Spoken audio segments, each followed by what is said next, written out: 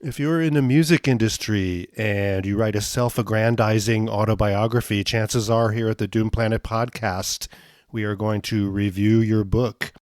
And on April 1st, 2020, Peter Gatien wrote The Club King, My Rise, Reign, and Fall in New York Nightlife. And despicable, vile, cretinous piece of shit Rudolph Giuliani makes an appearance. That's why we titled this episode, How Giuliani Destroyed the King of Disco. This is Doom Planet, the podcast. You know I love you, baby. And that's why it's time to get funky. You know what you can't fake is being a good writer.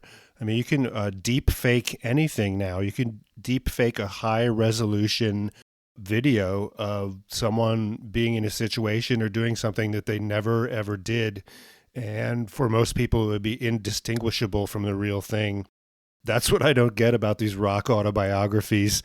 Obviously that whole genre, the autobiography, is about I'm going to settle my scores and put myself out there to be the good guy.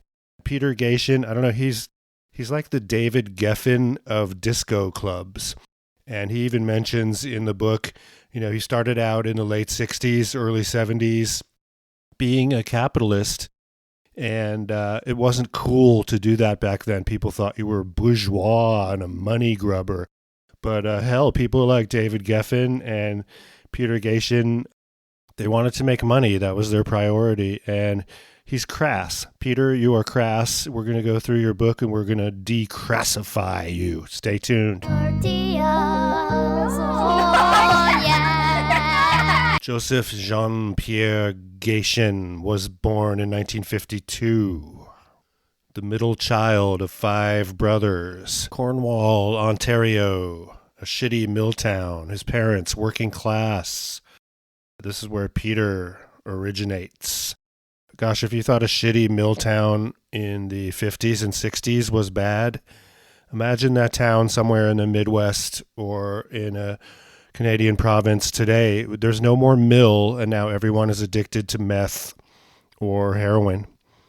And that's our society at this point.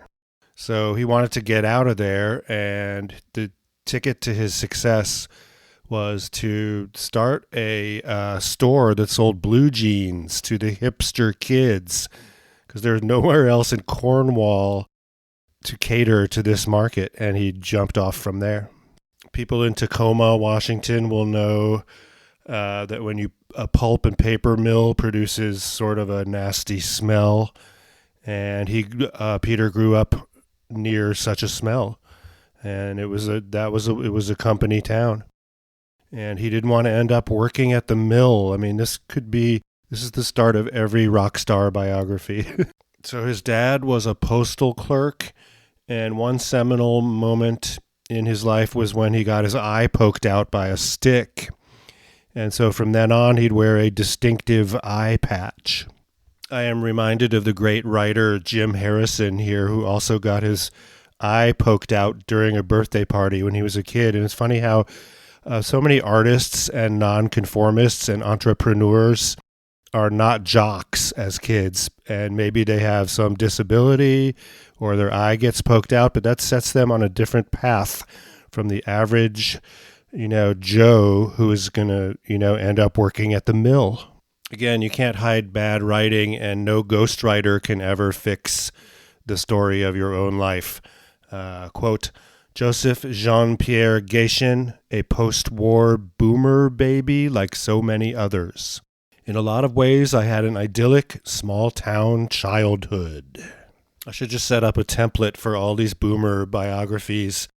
The Ed Sullivan Show changed his life. He thought, wow, America and rock and roll, and this changes everything. All of America had that new car smell, while my hometown boasted a very different kind of odor. Kind of the aroma of Tacoma is what we call it around these parts. So Peter Gatien is a quarter native Algonquin. Unlike despicable snake and horrible hypocrite Elizabeth Warren, Gatien does, in fact, have well-documented Native American ancestry. Copy and paste from the biography formula. His dad was kind of an asshole. Why would you marry someone like that? I asked my mom once. Listen, Maman said, Dad doesn't drink, he doesn't beat me, and he gets a solid paycheck every week. You have no idea. A lot of women, including some of your aunts, their men go to the bar and cash their paychecks, and after they get done with their night of drinking, there is not much left over. So his dad was very frugal, and the family never had a new car. They always had second or third-hand rust buckets, and this is where Peter Gatien develops the car fetish that every male baby boomer also has. And he'd end up being pretty crass and owning all kinds of fancy and expensive cars because that's what the nouveau riche do. They want to express themselves with a car. Funny, this book came out April 1st, 2020, during the pandemic. That paradigm, as they say, has flipped or changed, and people are no longer going to worship fancy cars anymore because now they're just going to struggle to survive. Gosh, what baby boomer would grow up with hula hoops, yo-yos, marbles, and of course, the Davy Crockett-style coonskin hat that his mother dutifully sewed up? Well, probably every baby boomer who has ever written an autobiography. That was the pop schlock culture of the time, even in a remote Canadian province. So he's growing up Catholic, which is they're kind of on the wrong side of the tracks because the British Protestants find themselves to be morally superior. And again, he gets his eye poked out at Catholic school. And this actually provides the launch for his career because his parents sued the school and got him a large settlement that he acquired when he turned 18. And then he started pumping that into his very successful businesses. And it's funny, I love the serial entrepreneur and someone who has to fail repeatedly before they become a success. They have to make their bones. But Peter Gatien never has this problem. He is a smashing success out from the gate. So New York, and I'm jumping ahead here, New York is a making it city. And if you're smart enough, you know you need a gimmick before you can launch yourself there. And this eye patch, because of the unfortunate accident, is kind of a nice little, although Gatien is a very low-key guy, the eye patch makes him stand out. And he lists some other eye patch wearers, which include James Joyce, Bazooka Joe, Sammy Davis Jr., David Bowie when he was Ziggy Stardust, and of course, Snake Plissken from John Carpenter's Escape from New York. So his first job was doing a paper route, so we have something in common, and it's a great way to get to know the neighbors and see all their different lifestyles and personalities and make a little bit of a scratch. And for those under the age of 40, newspapers were information printed on large broadsheets of paper that were delivered to homes or sold on newsstands. And the industry employed hundreds of thousands, if not millions of people, from the great media titans like Pulitzer and Hearst all the way down to newsboys on the corner. Extra, extra, read all about it. Those were the days. So then he's offered a job at the post office with his dad, who was the postal clerk. And after, quote, performing just a few hours of the same job my father did 5 days a week, I felt my legs turn to concrete. So his dad sets the example of being sober and being a hard and consistent worker. But again, you look at that and you say, I'm getting out of this town.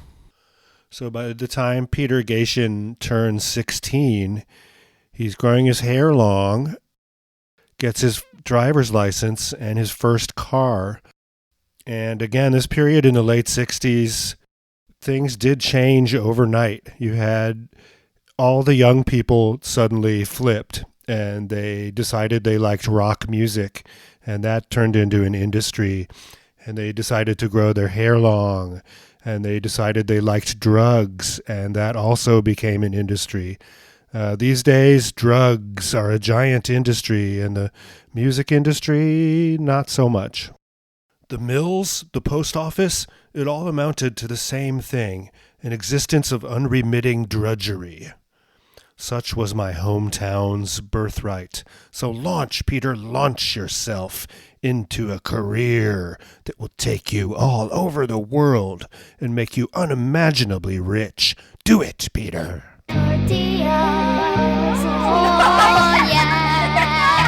There's some mention of hockey, of course, because Gatien is Canadian, but we don't give a shit about sports on the Doom Planet podcast, so we will skip that section. But we'll revel in the fact that there are no sports right now because of this pandemic. There's nothing, and it's fun. It's amazing, and the only thing that I would miss is the NFL, and that's going to be radically changed too. And I think the billionaire owners of those teams are going to be taking a loss. But I digress. So then he buys, we know where your priorities are, Peter. He buys a muscle car, which is a canary yellow 1967 Camaro SS 396 convertible. It was, quote, the first vehicle that really felt all the way mine. I was 18 and I wanted to drive fucking fast. Here come the drugs. Soldiers returning from Vietnam brought back a lot of high-quality Asian hashish. Quote, some of it wound up in Cornwall, along with a new drug, LSD. My friends and I took more than a few trips on hallucinogens. I'd already tried LSD a few times when a schoolmate of mine, a part-time drug dealer nicknamed Screw, secretly dosed a pitcher of orange juice with a dozen hits of high-quality LSD 25. And, of course, the getting secretly dosed by LSD story is in every boomer autobiography also.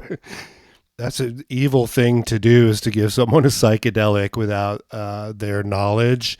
And these days you wouldn't get away with that shit.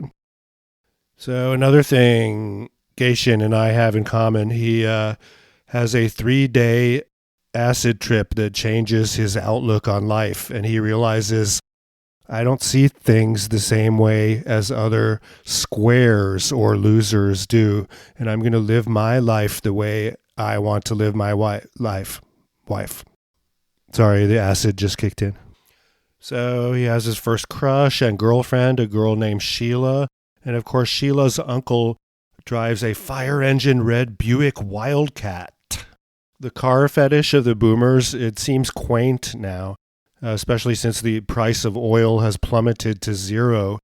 And if humanity has any sense, we will let every single person that owns a gas guzzler trade it in for free for an electric vehicle, or hydrogen-powered, as the case may be. So Peter enrolls at Carleton University in Ottawa. Anthropology, what the fuck is that? I wondered. Instead of book learning, what I really studied was the counterculture. Again, the counterculture was not immediately monetized. You know, the psychedelic rock was this underground thing for a brief moment, and then they figured out how to monetize it. So music becomes his, quote, true college major. The Stones, Uriah Heep, Santana, Bob Dylan, rock and roll, the blues, B.B. King, Three Dog Night, Jimi Hendrix. Mick Jagger was my ultimate rock hero. I'd crank up the amp to 11, smoke a little hash, relax, and float downstream. So he drops out of college and right back to his girlfriend Sheila. And Sheila's family appear wealthy, but they're really just scam artists who are going from one scheme to another and leveraging the first scheme to pay for the next scheme. And so you could say that they were capitalists and mentors. And in 1971, the newly married Gatien opens a store that sells jeans called the Pant Loft. and it's an immediate smashing success. The pent-up demand for denim was so great that the place took off like a rocket.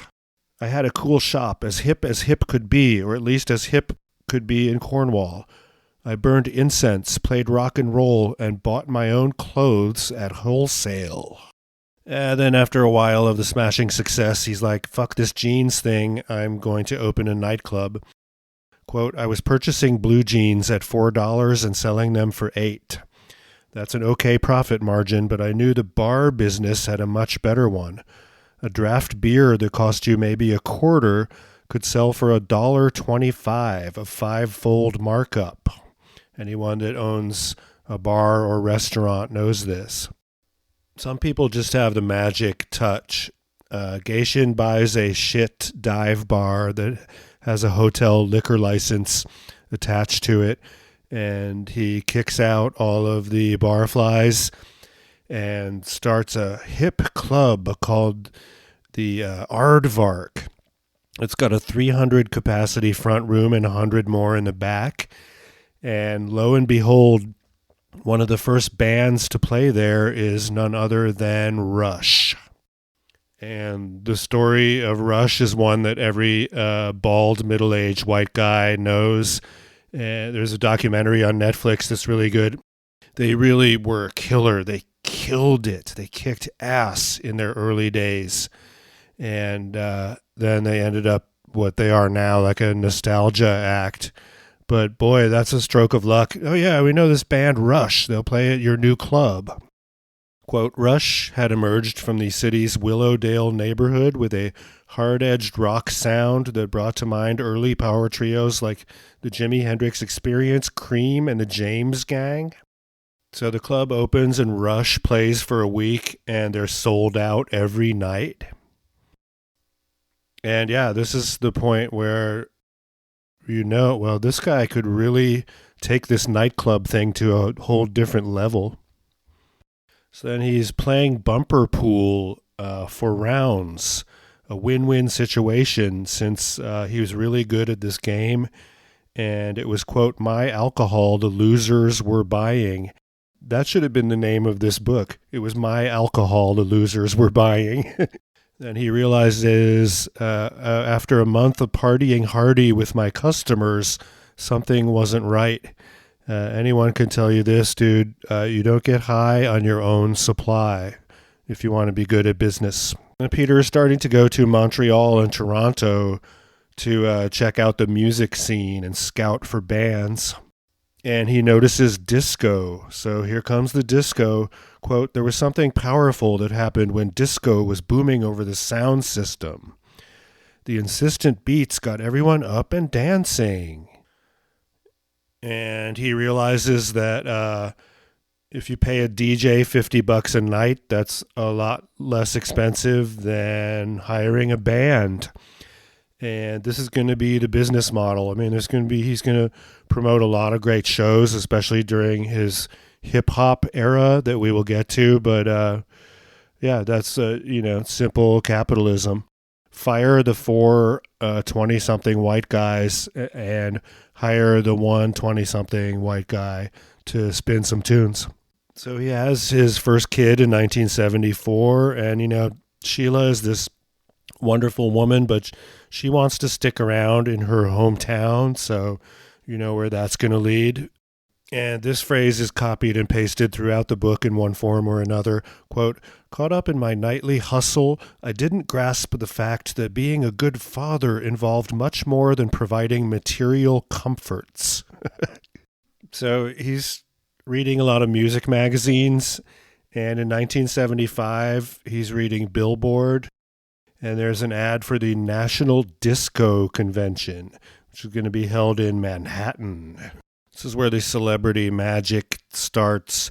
He's at this disco convention, and he's sitting at lunch with Jay Rizzo, who's the owner of 2001 Odyssey in Brooklyn. That's the club where they filmed the dance scenes for Saturday Night Fever. So he's looking around this disco convention, and he's like, these fucks aren't any better or smarter than me. I can fucking do this. So Peter is getting restless, and he says, why not buy a shitty nightclub in Miami and bring in a sound designer and a lighting guy and make it into a disco, a giant disco. So this is a great leap from his small town in Canada to the big city. And that club was called the Limelight, the first of a few Limelights, the most famous one being in New York.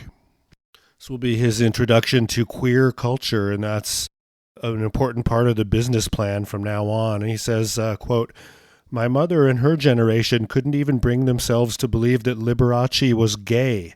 They kept waiting for him to meet the right woman. So, there's not much of that openness in his small town. Quote, the way I grew up wasn't really steeped in prejudice, but rather a near total lack of experience with and understanding of queer culture. And the Limelight is an immediate hit with the massive gay community. And Gatien is saying, quote, I was shocked and couldn't figure out how to act. During one of these drag nights, I was thrilled to have the club packed, but I sequestered myself in my office for much of the night, trying to puzzle out what I'd gotten myself into. South Florida in the 70s was the recognized winter refuge of every gay person in America. When the timid Peter Rabbit finally emerged from hiding in his office and walked out among the partiers, I encountered crazed energy, pure happiness, and not a whiff of negativity or violence. Which is bullshit, because the next scene is of one of his bouncers kicking the shit out of some guy. That is also an important part of owning a nightclub, is getting some goons, some hired goons to kick the shit out of people that you don't want in your club. So there's some of this in the book, but not as much as what probably happened on a nightly basis in many of Peter's clubs. So there's some drunk making trouble, and he's got a local thick-necked cop posted outside the club, and he says, get rid of him. I said, imagining the drunk customer would be escorted to the parking lot and sent on his way. Instead, his security guy, Nicky, a big bouncer with hands like catcher's mitts, gave the troublemaker a stiff backhand slap. The drunk crumpled to the ground. I was appalled. But again, people are buying this book for scenes of violence like this. The disco is fun, but that's going to get boring after a while. You need some weird, horrible things happening. Again, Peter Gatien was someone that admits doing hashish and LSD when he was 16. So his introduction to cocaine here in his book rings hollow. Quote, those first nights running a nightclub in Florida opened my eyes to a lot of things. Cocaine, for one. It was the first time I'd ever seen the stuff. We had a game room in the venue, and there was a guy in there chopping up white powder with a credit card on the glass top of a pinball machine.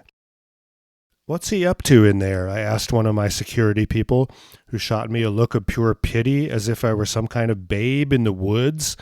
And again, you go from running a successful business to a nightclub to moving to Miami and opening a giant nightclub, and you're a babe in the woods? Really? Dude, you're a shark, and everyone knows it, and you can't hide it in this book. Again, welcome to South Florida. Soon enough, Miami would be buried in the white powder. And Gatien's streak of good luck continues. Not only does he absorb and monetize gay culture in Miami, he books the Village People to play 4 months before their Macho Man hit single comes out. So again, the guy is blessed. He's I've met people like this, although sometimes things end badly.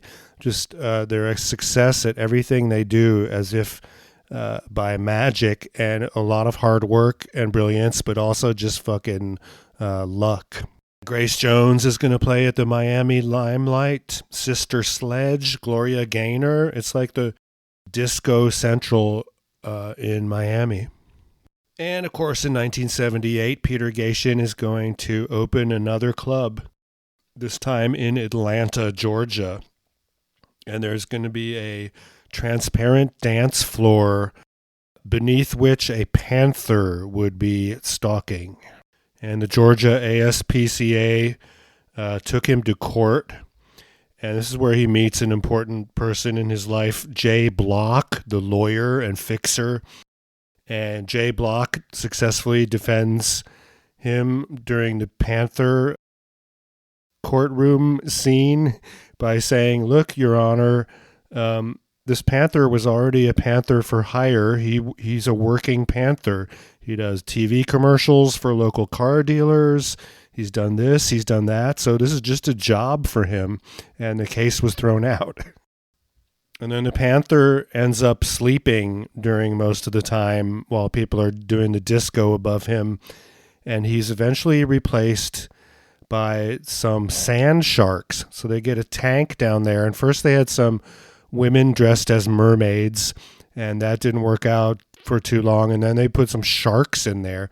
So again, he's looking back at this sort of animal abuse and exploitation and saying, well, I couldn't get away with that these days. But Peter Gatien, he's got all the angles covered. This is a very hardworking and brilliant person. And he knows that he needs to draw people into his club so they can pay the cover and buy the drinks. And so he's got to mix it up every night and do something different and wild and exciting. And of course, the gay community in Atlanta loves the Atlanta limelight, and it's a huge success right out of the bat, of course. So the Atlanta limelight becomes this celebrity hipster thing. And friends that Peter Gatien made in Miami, like Grace Jones, are showing up there. Also, Tina Turner and Rod Stewart. Of course, quote, the Pittsburgh-born son of Slovakian immigrants, Andrew Warhol, better known as Andy Warhol. And this is the era of Studio 54, of course. But I believe that Studio 54 in its prime only lasted a year or so. And Peter Gatien is just going to pick up on all that magic, the queer culture, the Andy Warhol, the celebrities, the hipsters, the artists, and just monetize the shit out of that. So then he admits to having his first affair. Oh, no, wait, that's during the Aardvark, his first club, which he had long sold. Here we turn up that he's a philanderer. And, of course, his wife, Sheila, never trusts him after that. So he opens the Atlanta limelight, and soon after the Miami limelight burns to the ground. And because he owned the property and whatnot, he lost some money but didn't lose everything. Okay, we're going down a disco nightmare hole here. Talking about Blondie's Heart of Glass, Chic's Les Freaks, Anita Ward's Ring My Bell, and Donna Summer's Bad Girls.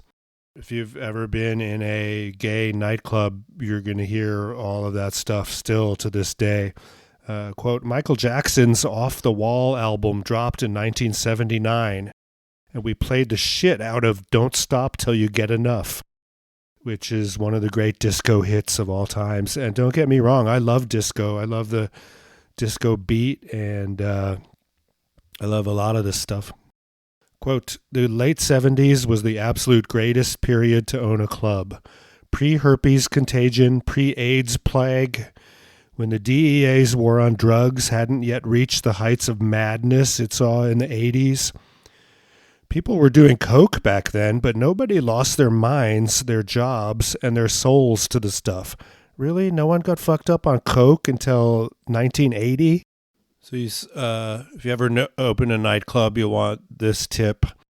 He has a bunch of people that he comps every night, and they love the place, and they dress up like crazy and dance on top of the speakers, and they draw lots of paying customers in just because of the magic they throw off. And they come cheap. But hey, they're having a fucking great time. No one had ever before brought queer and straight crowds together in a city that was one of the capitals of the Deep South. And again, he's taking credit for this phenomenon, which is that gay culture became a little more accepted because of this music and because of the scene. And most straight people had no problem going to a disco where there were gay people too. It all added to the magic and the excitement. So he was running, the Atlanta Limelight is the, quote, Studio 54 of the South. That's obvious. Peter's very ambitious. That's obviously not going to be good enough for him in the long run, but they're getting written up in major media, and Andy Warhol is coming once a month to hang out. Oh, the name dropping. In Atlanta, you had Madonna, Tom Cruise, Ali McGraw, Isaac Hayes, Anne Margaret, Debbie Harry, Eartha Kitt, Farrah Fawcett, all cycling through the club, and along with David Hasselhoff. So anti-gay crusader and orange juice pitch woman Anita Bryant comes to the Atlanta Limelight. And for a dance partner, she chooses Russ McGraw, an openly gay evangelist. And boy, if he didn't get publicity before, Peter Gatien was getting it now. God, the South is a weird place I will never understand. So Peter's lawyer, Jay Block, who helped him out in the Panther animal abuse case, was, quote, raised in Thibodaux, Louisiana, former site of one of the largest slave plantations in the state. He had an open-hearted, supremely unbigoted soul. Jay is the first person that Peter sees ordering a $200 bottle of wine, if the story is to be believed, which it isn't. So then Peter is realizing, I need to get more decadent. This guy can do it, I can too. Peter is very good at hiring an eclectic group of people based on instinct rather than a resume or some false qualifications. And he admits that, this job working for him at his nightclubs is a stepping stone to greater things, which it was for a lot of people. And he hires Tony Pellegrino, who is Carlo Gambino's nephew. So that's the first taste of the mafia that we have in this book. And everyone loves the mafia or the Italian mafia genre, especially. And there's some of it here, but not enough, especially given the dealings that Peter Gatien had. And what is a nightclub owner but, a mobster of some sort working on a nightly scam. And the goal, of course, New York City. And, Peter has been scouting, going to New York, looking for places to open up a club, dilapidated church, and that's going to be the New York Limelight. And he's going to take credit for the New York art scene. He was definitely a part of that in a way. And the last time that New York was cool and livable would be the late 70s, early 80s. Quote, Keith Haring, Jenny Holzer, Jean-Michel Basquiat, and Jeff Koons all came out of that scene. Yes, we're going to monetize the gay community. That's something that the advertising executives from Coors Brewery, advertising Coors Light, we're going to do, sponsoring the Seattle Gay Pride Parade eventually. And, quote, I understood how much I needed queer clientele. Gay people were the straw that stirred the drink of the straight world. So he's kind of part of the business plan. Use the fabulous gay people as bait to draw in the curious and normal from the suburbs into your club so they can spend money. Gee, I wonder if this next venture of Peter Gatien's is going to be a success. Oh, yeah. The opening night of the New York Palladium, November 9th, 1983, there were traffic jams on 6th Avenue and lines down the block. Interview magazine sponsored the evening. That was Andy Warhol's magazine of the time. And, of course, Andy declared the opening to be the party of the year. The Limelight attracted Manhattan's literary and social elite. Then Peter sells his interest in the Atlanta Limelight to one of his overachieving brothers, who is named Mo, of course. So mixing a gay crowd with a straight crowd made for the best dynamic out on the dance floor, so we never balked at hiring an openly gay crew. I mean, come on, dude, this is 1984 and you've owned discos for years. Okay, this is getting tiresome. Quote, the queer subculture's vibe was one that I intrinsically tapped into. Yes, because you're going to tap into America and tap out some money. So, yeah, AIDS kind of destroyed the scene in New York for a while. He mentions here July 3rd, 1981, the New York Times ran a tiny story, rare cancer seen in 41 homosexuals. That was the start of the AIDS epidemic. But Peter Gatien is going to ride that one out and maintain his success. And it's not going to be until slimeball, decrepit, psychopath, sociopath, vile piece of shit, Rudy Giuliani crawls out of the sewer that Peter's long string of success finds some bumps in the road that are going to, and disclosure, he's going to end up being deported. Okay, then he marries his second wife, typical boomer biography. It's in everyone, the divorce and marrying again and again and again. Someone recommends that if he wants to stay away from the New York Mafia, he's got to hire Angelo Ponte to be the sanitation service for the club. That happens to be the guy from New York who had bought my Hallandale townhouse in Florida when I moved out. What a coincidence. It's like, so again, you know, he's part of the mafia in a way, but also just dealing with the mafia. And you think it's really a coincidence that this guy bought his house in Florida and then now he's running the sanitation for the club? It's almost like the magic is gone here. He's mentioning the Limelight is doing the same numbers in 86, 87, and 88 as when it opened in 83, but the mood had changed kind of because of the AIDS crisis, which sort of peaked in the early 90s. But Peter Gatien finds a way to just keep this club going. Quote, there was pretty much zero gay presence, and without it, the scene missed an essential element, like a glass of champagne gone warm and flat. And that would be my time never going to the Limelight, but hanging out in New York City and knowing of it would be the late 80s. And it didn't seem that interesting. And so I never went, and I'm glad I never went. But my dad used to take me to, this is earlier in the 80s, to a lot of bars in New York called the Blarney Stone. And there are so many bars called the Blarney Stone, and they all had the free corned beef and cabbage and potatoes little area, you know, because that salty corned beef is going to make you thirsty to buy more drinks. And they let kids into bars. And also, I was drinking in New York from the teenage years on because they never carded anyone in the 80s. And Giuliani ruined all that because of his fascism and hypocrisy. Okay, this is getting boring, all the club acquisition. So he's going to open a Limelight in Chicago, spend millions of dollars to set that up. The local scenesters were impressed. Andy Warhol made it to Chicago for our opening, giving us the stamp of approval.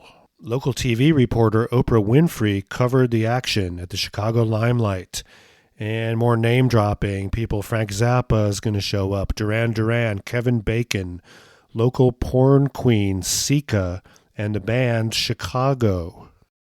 And then fueled by ambition and maybe a little bit of nose candy, in 1986 he opens the Limelight in London. So you can see he's maybe overextending himself, but at the same time bringing in the cash. More name dropping for the London opening. Jodie Foster, Rod Stewart. Boy George, quote, practically moved in. Bob Geldof's bachelor party really cemented the club's reputation. He was hotter than a pistol after mounting the Band Aid and Live Aid concerts. Then for some reason at the New York Limelight, Quote, the pulse of nightlife began to quicken again, and the former mix of queer and straight started to return in full force. So I guess. Then one of his employees moves to Hollywood to become a screenwriter and convinces Peter to invest some money in his play that eventually becomes the well-respected movie called A Bronx Tale. So the financial magic continues. Peter Gatien makes a small fortune just because he was helping out his buddy who was an employee and investing his money in a play. Oh, the financial magic. Peter sells the London Limelight. He bought it for £1 million and turned it into $3 million because of the value of London real estate. Quote, the early 90s were my plate-spinning years, my crazed, exciting, impossibly lucrative years. Money rained down. I bit off more than I could chew, then choked it all down anyway. And again, you can't be a good writer if you're not a good writer, even if your editor and ghostwriter are trying to help you out. So by 1992, he opens up Club USA in Times Square, and he takes over the Palladium on 14th Street, and he revives the Tunnel. So he's now acquiring other people's clubs and fabulousizing them. And then the drug trouble is going to happen. Quote, my clubs might not have been Sunday schools, but they weren't drug dens either.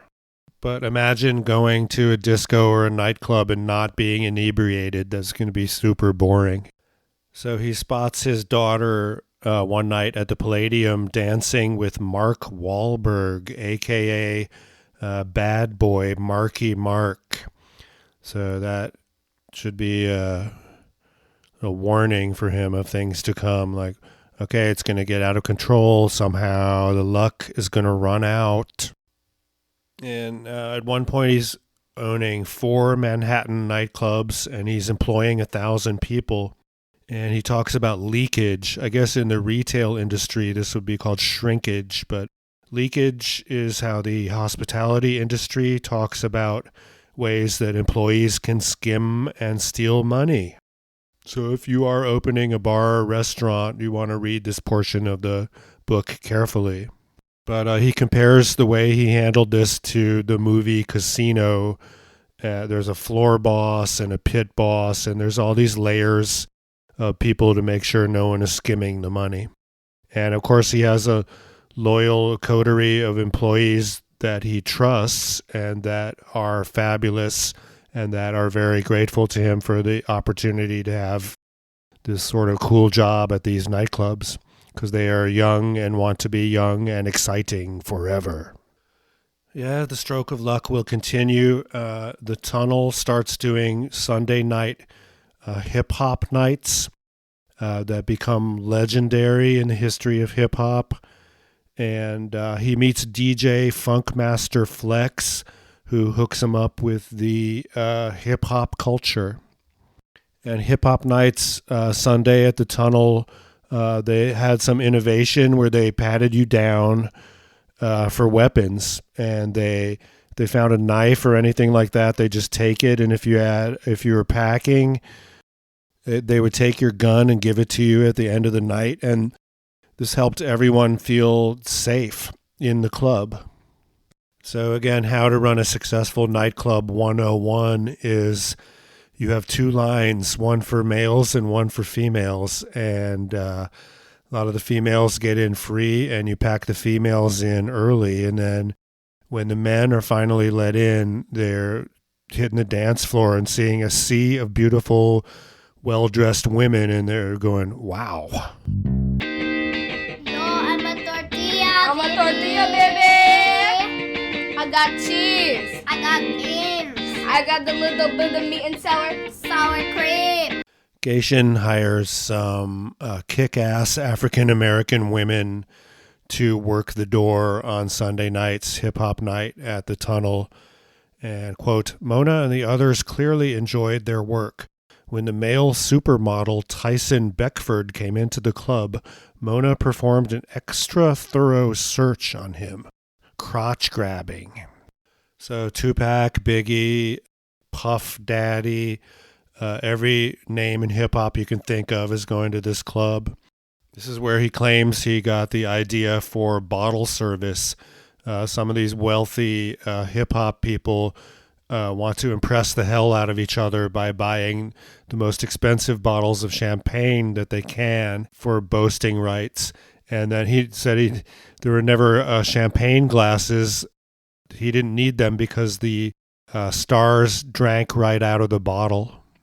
Early in the book, Peter mentions that as a young man, he's trying to absorb all the pop culture he can, and he's reading Rolling Stone back when it was still sort of underground, and also Billboard magazine, anything that and everything, and also Xerox zines. Well, now that he's exploiting the hip-hop scene, Peter is, quote, dipped into dozens of magazines a month.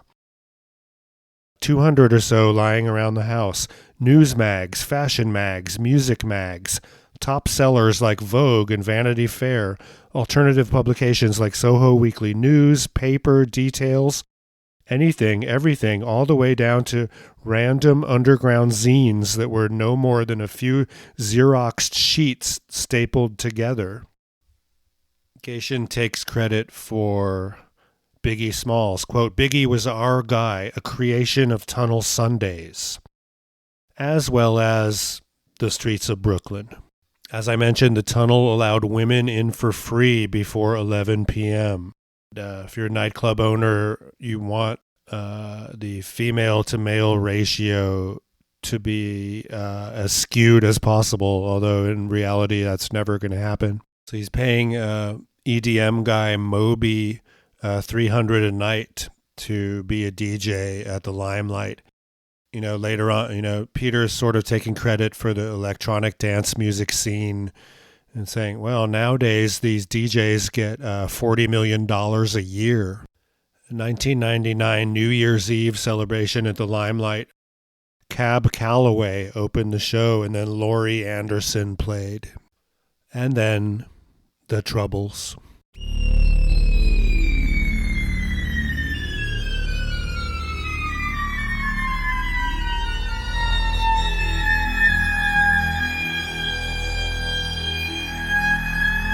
I thought I was immune. I believed the dark side of nightlife would never touch me. And for a long time, it didn't. And he's saying here, I could have served as a poster boy for abstinence. Marijuana in the 60s became cocaine in the 70s, became you name it in the 80s. Methamphetamine, ecstasy, Special K, Rohypnol, psychedelic mushrooms, GHB, heroin, and drug cocktails featuring a mix of these and other ingredients all showed up with increasing frequency in the clubs. None of it touched me much. As a club owner, I understood two contradictory truths. For legal and practical reasons, I could not allow substance abuse to occur in any venue I owned. At the same time, there is simply no possible way to prevent a pill, a dosed slip of paper, or a tiny packet of powder from coming into a club. We did the best we could. We were as clean as nightclubs could be, which is code for, nightclubs ain't that clean. So he can't pinpoint when his drug use started to, quote, degenerate into a habit that affected his family.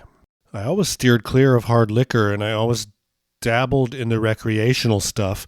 A hit or two of acid, a joint here, a rail or two of coke there. But in the mid-'80s, the stress of running 4 clubs broke down my defenses. I did drugs discreetly, off premises and out of sight of my colleagues and family. This is the part where he's losing some credibility. Quote, my drug sprees lasted for a day or two and occurred about 4 or 5 times a year. I imported party girls and went completely off the rails. So really, dude, oh yeah, I do the occasional booze or coke or acid or pot, but I really only do the partying with party girls that lasts a day or two with the coke about 4 or 5 times a year. We never descended into group sex, but the scene turned pretty raucous and decadent. So, dude, you're with these party girls and you're doing cocaine for 3 days in a row, but you never descended into group sex. So in 1983, Peter opens the limelight, and coincidentally or not, Rudolph Giuliani became the U.S. attorney for the Southern District of New York. He was appointed by, of course, Ronald Reagan. Giuliani's dad was also a piece of shit like his son, and he served time in Sing Sing prison for assault and robbery. And, of course, Giuliani made his bones busting New York Italian mafia families. And Giuliani's buddy Donald Trump frequented Peter's clubs. And Peter said that he was, quote, judged him as, quote, a clown. So mobsters or alleged mobsters like Peter Gatien, they end up getting busted for tax evasion and other than whatever else they're doing. And 98%, according to Peter, of his business was cash. No one laid a credit card on a bar tab back then. And my weekly gross was $1.2 million. And, never trust someone with a bunch of flashy material possessions. At this point, he's got a Ferrari, a couple BMWs, a Mercedes, and a Lexus SUV. In 1994, scumrat and hypocrite Rudy Giuliani becomes mayor of New York City. And Giuliani is going to crank up the racism, especially as far as the NYPD goes, with his broken windows philosophy of policing, which is basically if you bust African Americans and people of color for minor violations, that'll trickle up to the big guys and it will solve crime. And Giuliani needs a paper tiger, basically a fake issue to go after, and his paper tiger is going to be drug use in nightclubs. Peter Gatien realizes that ecstasy is becoming more common, as if that wasn't a thing starting in the mid to late 80s, but he doesn't like it because people who are on Molly are going to buy fewer drinks, and that means fewer profits. And then Peter is mentioning the dark undertow of the drug scene in the early 90s. Coke and ecstasy go to mixing up drug cocktails, crystal meth, mushrooms, rohypnol, all this stuff he's already mentioned, PCP, ketamine, Special K, Kitty, K-Way, Ecstasy's evil twin. Ketamine, Special K, Kitty, K-Way, Ecstasy's evil twin. And also you have the club kids. I don't want to waste too much time on them, but Michael Alig was one of the promoters and also a murderer who is in jail right now. Tweaking the bourgeoisie, turning their noses up at the uptight middle class by dressing up in odd costumes and going to nightclubs and doing drugs. Oh, how rebellious. And like any good scene, music or art or otherwise, there's only a couple hundred of these people, and then all the hangers-on and people attracted to that scene. So he's blaming the club kids and their ecstasy and whatnot on bringing unwanted attention to him because they're going on TV talk shows and stuff and talking about their lifestyle and the drugs. And suddenly the DEA decides that ecstasy is the club drug that we need to crack down on. Clubs. Then suddenly undercover cops are going through the limelight. And then an actual raid happens at closing time. And they don't find shit other than a couple people with small amounts of weed on them. But clearly Peter Gatien is a target. And the person at the top, Giuliani, has a vendetta. And he wants to take Gatien down as he's his paper tiger, make an example of this degenerate. And then the downfall begins. Business closed by order of the New York City Commissioner of Police. Effective date 9/30/95. The party is over. So I probably believe Peter Gatien here. He says, I never made a cent off a drug sale ever. Protecting the liquor license, especially in New York City, that's priority. But, if you're flush with success and everything you've ever done in your life has been this incredible success and you're dealing in cash, and where do you draw the line? Were there any drug sales, Peter? I know you're listening to this from Canada because you've been banished, deported, not allowed in the U.S. anymore. So he attends a fundraiser for the Republican Party at the Waldorf Astoria. Rudolph Giuliani was the featured guest, and Donald Trump was there. And he goes into a receiving line, and he has to shake hands with Giuliani's rubbery, lifeless, ghoul, zombie hand. And Giuliani is mortified to see him. And again, a party club kid, Michael Alig, future murderer, draws unwanted attention to Peter Gatien because of their associations. And Peter is saying, I've tried repeatedly to get him to, he was becoming a drug addict. And I've sent many of my employees to rehab. But anyway, if you want a really depressing and louche movie, you can see Macaulay Culkin play as Peter Alig in a movie of some sort. And there are documentaries too, but they're not worth mentioning here. So if the feds want to come and fuck you over, that is just going to be, it's going to happen. It's going to be inevitable. And long story short, Peter Gatien loses everything. He spends time in and out of jail. The drug charges against him are completely bogus, and the cops involved in the situation are completely corrupt, and they're discredited later.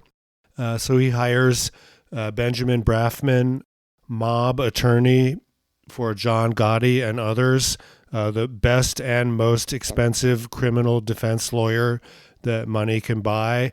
And this, of course, he has to raise money. Peter has to raise money from his relatives now because the feds when they go after you, they freeze all your assets. Brafman gets him off on all the charges. He's a free man. And then the feds bust him for tax charges and deport him. And so he's stuck in Canada, and he's still in Canada. He's still running nightclubs, and he published a book about his life. And it's a mystery, the book. Did he do drugs? Did he sell drugs? Was he this saint? Was he an angel? Who knows? Is it a work of nonfiction, or is any work of nonfiction really just a story, which is unverifiable fiction? Just a wild tale, embellished self-aggrandizement, lauding your accomplishments and your lucky streak that lasted a long time. Then it ended. And it's not like you have nothing now, but the glory days are over. And you can blame club kid and murderer Michael Alig, but I would blame despicable satanic snake Rudolph Giuliani. And he can go get fucked. Yo, I'm a tortilla. I'm a tortilla, baby. I got cheese. I got beans. I got the little bit of meat and Sour cream. Okay, thank you for listening to Doomed Planet, the podcast, episode 20, How Giuliani Destroyed the King of Disco. Goodbye. 5, 6, 7, 8. Goodbye. This is the end of the song.